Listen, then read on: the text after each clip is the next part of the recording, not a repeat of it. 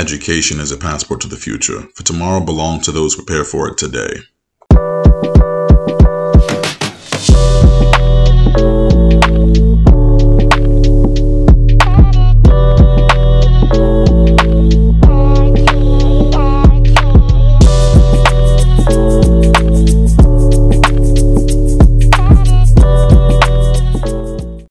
This is Professor Presbury back with another episode of Hey Professor, the show where we talk about everything you want to know about allied health, health information management, healthcare administration, etc., etc., etc. I'm your Professor Javon M.H. Presbury. It's a crazy nice day out, and actually, yeah, I had to get rid of that jacket. I don't know what I was thinking. It's super hot outside, but that's not what the video is about. If you're wondering why I'm overdressed or whatever, not overdressed. I just got out of work, so at my other job, got out of work. But anyway, the point of this video is going to be talking about how to get your foot in the door in whatever industry that you're working in. But let's start with healthcare, because that's what I know. The one thing students always say to me, and I've had students that were interns under me and things like that, is that, hey, professor, it's so hard to get into the actual industry. It's so hard to get a job in the field I'm in, because someone always says, well, you don't have any experience. How do you get experience? I need a job. I need the job to get experience. I need the experience to get the job, right? That's the age-old problem. Everyone runs into it. So we're going to be talking about that. So as far as getting experience goes, and I've had students, right, and I want you guys to understand this, it's going to be sacrifice. It's not going to be handed to you, and it's not always going to be easy. I did an internship when I was in school, when I was in college, and it did help me make those connections I needed to get the job. And it just looks good on your resume when you have experience in the field that you're going for. Otherwise, people kind of look at you like you don't have any experience at all. But an internship can count as experience if you apply it correctly. I'm going to give an example of something that happened in my life. Not to me, but I was involved because I was the person who they were interning under. I was an HIM manager and chief privacy officer at a rehab in PA many years ago, and I reached out to the college, which I think was, I believe that college was Bucks County College, and honestly, that's really how I got my foray into teaching, just in general. I really started to be more aligned with colleges and schools, at that level. So in any case, I reached out to Bucks County College. I said, hey, listen, I would like to foster some interns if you guys have any. It was more about, free labor, but it was also about paying it back. The truth is, I've interned, and, you got to keep kind of recycling, the positions. When I say recycling, I mean, like, you want to give an opportunity to somebody who's coming up so that they can do the same for someone in the future. That's how that works. During my time there, I maybe had 3 interns total, not all at the same time, different times, but I did have them under me. I tutored them, etc., etc. I kind of mentored them and really gave them an idea of what they needed to be doing to get experience in the field. But there was one young lady who was in the coding program at Bucks County who was, coming out to intern with me, and she ran into a little bit of an issue. What I mean she ran into a little bit of an issue was kind of a mindset thing, right? She, again, didn't have any experience in coding. That's what her dream job was, is what she went to school for. But she wanted all these things, out of the gate. One of the main things to know about medical coding is that it's done remotely in most organizations. Not all, but most. And that was one of the reasons why she was going for the job. I can't say it's a good reason or a bad reason, but it is a reason. It was a major factor for her.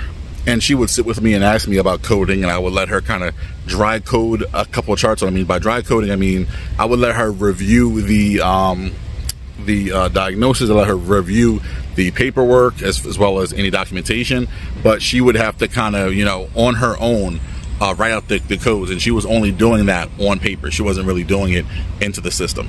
So this allowed her to get experience with documentation, allowed her to get experience with encoders, allowed her to get experience with the actual coding book. So she was really making out pretty well, because those are the kind of things you would need to use as a coder in your professional life. Where the hiccup came was when I discussed with her, getting your foot in the door isn't always very easy. And I said, hey, listen, you did the internship, that's great. But just so you know, your first opportunity may not be somewhere very close. And she's like, what do you mean? You said all the jobs were remote. I said, a lot of jobs are remote. Minding you, this is several years ago, so it wasn't as remote as it is now. And she was like, well, I'm not driving anywhere to work. And I was like, how do you mean? She's like, if I got to drive even like 15 minutes to work, I'm not doing it. And I was like, yo, I drive like 2 hours to get here in one direction to be the manager, because that was my first management job. And she was like, well, I would never drive more than 15 minutes. And I was just like, I don't know where she is right now in life, but that just don't work, man. I don't know if she changed her attitude, but I'm telling you right now, if you believe that you're not going to have to make a sacrifice of some kind to get what you want in life, that doesn't work. That's just not how the system works, man.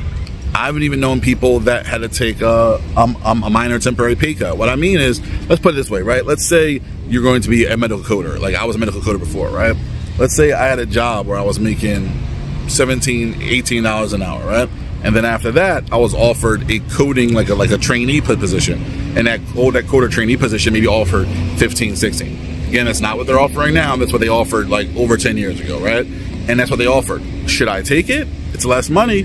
People go to school because they want to make more money, right? Not less. That makes sense. But here's the problem, guys. Sometimes to get your foot in the door, to get that experience, you got to go back before you can go forward. And I mean that in a purely economic sense. You are going into the field for which you went to school, for which you went to get good education, and you can have a lifestyle of that. But a lot of students, a lot of people I've come across are not willing to take that initial hit. And I'm not going to say that I'm blaming them, because I've been in some tight financial situations myself in the past. But you got to take the hit, because let's say that you take a hit and you go from 17 to 15, right? But it's about the earning potential of your position. Your maximum earning potential in your position that you're currently at may be, let's say, $40,000 a year, right? Which is $20 an hour. So let's say that you're making 20, right? And then someone comes to you and says, hey, I'm going to give you a coding job, but you're going to be making $17 or $18 an hour. Would you take it or would you not? I'd like you guys to comment in the section. Comment in the bottom, subscribe, smash that bell. No, but I'm joking. But to kind of circle back, it really does matter, because you're going to come into situations that are probably like that, right? So again, hypothetical situation, you're given an opportunity to make, you know, $18 an hour for however long, you know, but you're getting your experience versus staying where you are and making that at $20 an hour. Hopefully you got a little bit of a wiggle room. You don't want to be that tight, because, you know, you got to make changes and things like that in your life. But the truth is, some people would choose not to take the hit. Even though, let's be clear, I've seen coding jobs, $35 an hour, $40 an hour. I know a couple coders who make six figures. Generally, not usually from just one job. Maybe they'll make 80 at one job and 40 at another, but it's good money, you know what I mean? And it's more money than they would have been able to get in their previous position. So sometimes you got to go back to go forward. And to really give you guys an idea, getting your foot in the door, you may have to drive to a job that's further away, or you may have to take a job that gives you a little bit of a financial hit up front, but the potential, the thing that you're going to gain in the long run, is way more than if you didn't take it. Maybe you're going to have to go for a unpaid internship. You can reach out to organizations and say, hey, I want to, you know, or I want to work with you guys, right? I'm going to tell you right now, reaching out does work. There's so many jobs that I've had in the past that I reached out. I applied to them, yeah, but I also did the legwork in reaching out. Don't be afraid to do the work. So wrapping up with getting your foot in the door, should you do a unpaid internship? If it's that important to you, yes. Should you drive somewhere that might be a little bit further away to get a job that really helps you get into your career? Again, it depends on how important it is to you, but yes, you know, should you take a pay cut to get that job that you want for the long run? You already know where I'm going with this. The answer is yes. So this is, you know, Professor Presbury just kind of wrapping things up for you, right? Like I said, you're going to have to make sacrifices. There's kind of an intersection between, you know, hard work and perseverance and experience, right? And all these things kind of come together. And if you're able to sacrifice things now, you'll probably be a lot more comfortable later. Again, guys, it's Professor Presbury. I hope you enjoyed the video. I appreciate you and I appreciate your time. Thanks, guys. Have a good one. Bye-bye.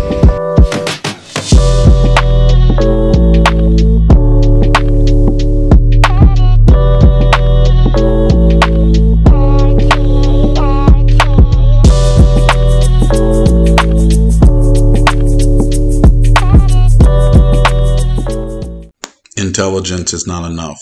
Intelligence plus character. That is the true goal of education.